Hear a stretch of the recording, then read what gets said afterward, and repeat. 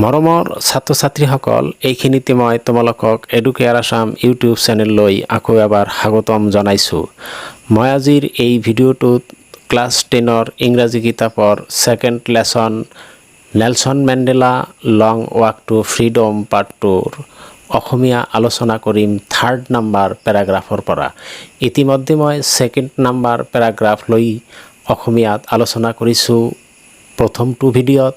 লগতে এই পাৰ্টটোৰ সকলোবিলাক কোৱেশ্চন আনসাৰ আলোচনা কৰা হৈছে, যিবিলাক ভিডিঅ'ৰ লিংক এই ভিডিঅ'টোৰ তলৰ ডেছক্ৰিপশ্যন বক্সত দিয়া আছে। যদি তোমালোকে সেই ভিডিঅ'বোৰ চোৱা নাই তেতিয়াহ'লে ডেছক্ৰিপশ্যন বক্সৰ লিংকত ক্লিক কৰি নাইবা প্লেলিষ্টত গৈ পেলাই ক্লাছ 10ৰ পৰা তোমালোকে সেই ভিডিঅ'বিলাক চাই কোৱেশ্চন আনসাৰবিলাক লিখি ল'ব পাৰা। আজি আৰম্ভ কৰিছোঁ এই ভিডিঅ'ৰ অসমীয়া আলোচনা 3rd নম্বৰ পেৰাগ্ৰাফৰ পৰা। On that lovely autumn day, সেই শৰৎকালৰ সুন্দৰ দিনটোত আই ৱাজ একম্পানিড বাই, মোৰ লগৰীয়া আছিল মাই ডটাৰ জিনানী, মোৰ জীয়েক জিনানী। অন দ্য পডিয়াম, ষ্টেজত mister D Clark was first sworn in, mister D ক্লাৰ্কক প্ৰথমতে শপত কৰোৱা হৈছিল এজ ছেকেণ্ড ডেপুটি প্ৰেছিডেণ্ট, দ্বিতীয় উপৰাষ্ট্ৰপতি হিচাপে। দেন থেবোমেকি ৱাজ স্বৰ্ণ ইন, তাৰপিছত থেবোমেকিক শপত কৰোৱা হৈছিল এজ ফাৰ্ষ্ট ডেপুটি প্ৰেছিডেণ্ট, প্ৰথম উপৰাষ্ট্ৰপতি হিচাপে। হুৱেন ইট ৱাজ মাই টাৰ্ণ, যেতিয়া মোৰ পাল পৰিছিল, আই প্লিজ টু অবে, মই প্ৰতিশ্ৰুতি দিছিলোঁ মানি চলিবলৈ, এণ্ড আপহোল্ড দ্য কনষ্টিটিউশ্যন, আৰু সংবিধানখন মানি চলিবলৈ আৰু ধাৰণ কৰিবলৈ, এণ্ড টু ডেভোট মাই চেল্ফ, আৰু মই নিজকে উচৰ্গা কৰিবলৈ প্ৰতিশ্ৰুতি দিছিলোঁ। কিহৰ কাৰণে? To the well being of the Republic, এই গণৰাজ্যৰ ভালৰ কাৰণে, এণ্ড ইটছ পিপল, আৰু এই দেশৰ মানুহৰ ভালৰ কাৰণে। অৰ্থাৎ নেলছন মেণ্ডেলাই কৈছে, যেতিয়া মোৰ পাল পৰিছিল তেতিয়া মই সংবিধানখন মানি চলিবলৈ আৰু মই নিজকে উচৰ্গা কৰিবলৈ প্ৰতিশ্ৰুতি দিছিলোঁ। এই দেশৰ মানুহ আৰু দেশৰ ভালৰ কাৰণে মই প্ৰতিশ্ৰুতি দিছিলোঁ। টু দ্য এছেম্বলড গেষ্ট, একত্ৰিত হোৱা, এছেম্বলড মিন্স একেলগ হোৱা, গেষ্ট মিন্স আলহী, আলহীসকলক, এণ্ড দ্য ৱাচিং ৱৰ্ল্ড, আৰু চাই থকা পৃথিৱীখনক, আই ছেইড, মই কৈছিলোঁ। টুডে, আজি, অল অফ আছ ডু বাই আৱাৰ প্ৰেজেন্স হিয়াৰ, আমি আজি ইয়াত সকলোৱে সমবেত হৈ কনফাৰ, অৰ্পণ কৰিছোঁ, গ্লৰি, আমাৰ গৌৰৱ, এণ্ড হোপ, আৰু আমাৰ আশা, টু নিউ বৰ্ণ লিবাৰ্টি, নতুনকৈ জন্ম হোৱা স্বাধীনতাৰ প্ৰতি। Out of the experience of an extraordinary human disaster, এইখিনিতেই নেলছন মেণ্ডেলাই এক্সট্ৰাঅৰ্ডিনাৰী হিউমেন ডিজাষ্টাৰ বুলি ব্ৰিটিছসকলে যে 300 বছৰৰো অধিক কাল শাসন কৰিছিল আৰু দক্ষিণ আফ্ৰিকাৰ মানুহবিলাকৰ ওপৰত অত্যাচাৰ চলাইছিল, এই অত্যাচাৰকেই নেলছন মেণ্ডেলাই এক্সট্ৰাঅৰ্ডিনাৰী হিউমেন ডিজাষ্টাৰ বুলি কৈছে।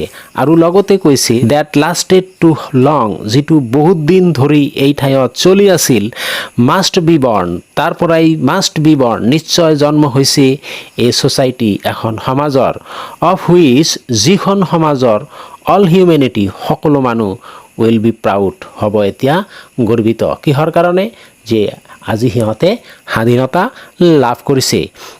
এই যি এক্সট্ৰা অৰ্ডিনাৰী, অসাধাৰণ মানৱীয় দুৰ্যোগ যে ভোগ কৰিছিল আজি 300ৰ পৰা 350 বছৰ, তাৰ পৰা আজি মানুহবিলাক গৌৰৱ অনুভৱ কৰিছে, কাৰণ সেই পৰাধীনতাৰ পৰা মানুহবিলাক মুক্তি লাভ কৰিছে।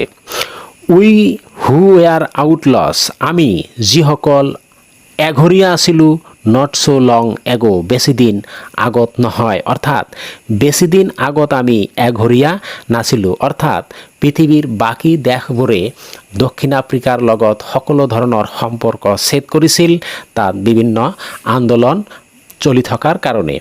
হেভ টুডে বিন গিভেন, আৰু আজি আমাক দিয়া হৈছে দ্য ৰেয়াৰ প্ৰিভিলেজ, সামান্য সুবিধা, to be host to the nations of the world, পৃথিৱীৰ বাকী জাতিবিলাকক নিমন্ত্ৰণ কৰিবলৈ আমাক সামান্যতম সুবিধা দিয়া হৈছে অন আৱাৰ অ'ন ছইল, আৰু সেয়া আমাৰ ভূমিতেই।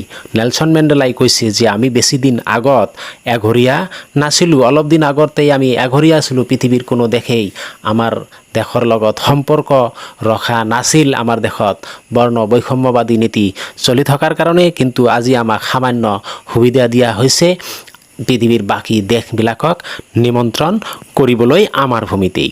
উই থেংক, আমি ধন্যবাদ জ্ঞাপন কৰিছোঁ অল অফ আৱাৰ ডিষ্টিংগুইছড, আমাৰ সকলো ছদ্মবেশী ইণ্টাৰনেশ্যনেল আন্তৰ্জাতিক গেষ্ট আলহীসকলক ফৰ হেভিং কাম, অহাৰ কাৰণে to take position with the people of our country, আমাৰ দেশৰ মানুহৰ লগত একেলগে বহাৰ কাৰণে of what is after all, যিটোৱে বুজাইছে এ কমন ভিক্টৰী, এক সৰ্বসাধাৰণৰ জয়, ফৰ জাষ্টিছ, ন্যায়ৰ ক্ষেত্ৰত, ফৰ পিচ, শান্তিৰ ক্ষেত্ৰত, ফৰ হিউমেন ডিগনিটি, আৰু মানৱীয় মৰ্যাদাৰ ক্ষেত্ৰত জয় সূচাইছে। অৰ্থাৎ মেণ্ডেলাই ক'ব বিচাৰিছে যে আজি যে পৃথিৱীৰ বিভিন্ন দেশৰ মানুহ আমি নিমন্ত্ৰণ কৰিছোঁ আৰু তেখেতসকলে আহি আজি আমাৰ মানুহবিলাকৰ লগত ইয়াত একেলগে বহিছে, এইটোৱেই আমাৰ দেশৰ ন্যায়, শান্তি আৰু মানৱীয় মৰ্যাদাৰ জয়ক সূচাইছে। Next paragraph, we have at last, আমি অৱশেষত এচিভড, অৰ্জন কৰিলোঁ, আৱাৰ পলিটিকেল ইমানচিপেশ্যন, আমাৰ ৰাজনৈতিক স্বাধীনতা। ইমানচিপেশ্যন মিনছ স্বাধীনতা।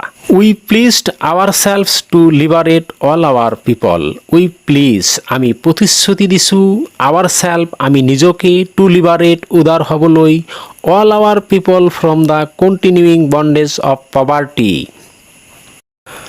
অল আৱাৰ পিপল, আমাৰ সকলো মানুহ, ফ্ৰম দ্য কণ্টিনিউইং বণ্ডেজ, চলি থকা বান্ধন, অফ পভাৰ্টি, দৰিদ্ৰতাৰ ক্ষেত্ৰত, ডিপ্ৰাইভেশ্যন, বঞ্চিত হোৱাৰ পৰা, ছাফাৰিং, দুখ দুৰ্গতি হোৱাৰ পৰা, জেণ্ডাৰ, পুৰুষ মহিলাৰ যিটো ভেদাভেদ, সেই ভেদাভেদৰ পৰা, এণ্ড আদাৰ ডিছক্ৰিমিনেশ্যন, আৰু আন যিবিলাক ভেদাভেদ, যিবিলাক পাৰ্থক্য আছিল, সেই গোটেইবিলাকৰ পৰা আমি উদাৰ হ'বলৈ নিজকে প্ৰতিশ্ৰুতিবদ্ধ হৈছোঁ। Never never and never again, কেতিয়াও নহয় আৰু কেতিয়াও নহয়, again shall it be that this beautiful land will again experience the oppression of one by another. Nelson মেণ্ডেলাই কৈছে যে এই সুন্দৰ ভূমিখন আৰু কেতিয়াও আন কাৰোবাৰ দ্বাৰা অপাৰেশ্যন, অত্যাচাৰিত হ'ব নালাগিব। The sun shall never set, সূৰ্য কেতিয়াও অস্ত নাযায়, on so' glorious a human achievement, এক গৌৰৱময় এ হিউমেন এচিভমেণ্ট, মানুহৰ যিটো অৰ্জন, এই অৰ্জন কৰাটোক গ্ল'ৰিয়াছ বুলি কৈছে নেলছন মেণ্ডেলাই। প্ৰথমত কৈছে এক্সট্ৰা অৰ্ডিনাৰী হিউমেন ডিজাষ্টাৰ, আৰু ইয়াত কৈছে হিউমেন এচিভমেণ্ট। এই হিউমেন এচিভমেণ্ট শব্দটোৱেই নেলছন মেণ্ডেলাই দক্ষিণ আফ্ৰিকাৰ স্বাধীনতা যে লাভ কৰিলে তাকেই বুজাইছে।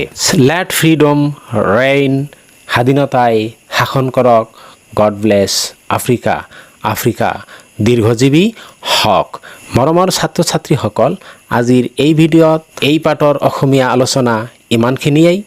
তোমালোকৰ যদি ভিডিঅ'টো ভাল লাগিছে নিশ্চয় ভিডিঅ'টোত এটা লাইক কৰি দিবা, আৰু যদি চেনেলটো এতিয়ালৈকে ছাবস্ক্ৰাইব কৰা নাই তেতিয়াহ'লে অনুগ্ৰহ কৰি চেনেলটো ছাবস্ক্ৰাইব কৰি নটিফিকেশ্যন বেল আইকনটো বজাই দিবা, যাতে বাকী পাঠবিলাকৰ কুৱেশ্যন এনচাৰৰ লগতে অসমীয়া আলোচনা পোনে পোনে তোমাৰ ওচৰত গৈ পায়। ধন্যবাদ। জয় আই অসম।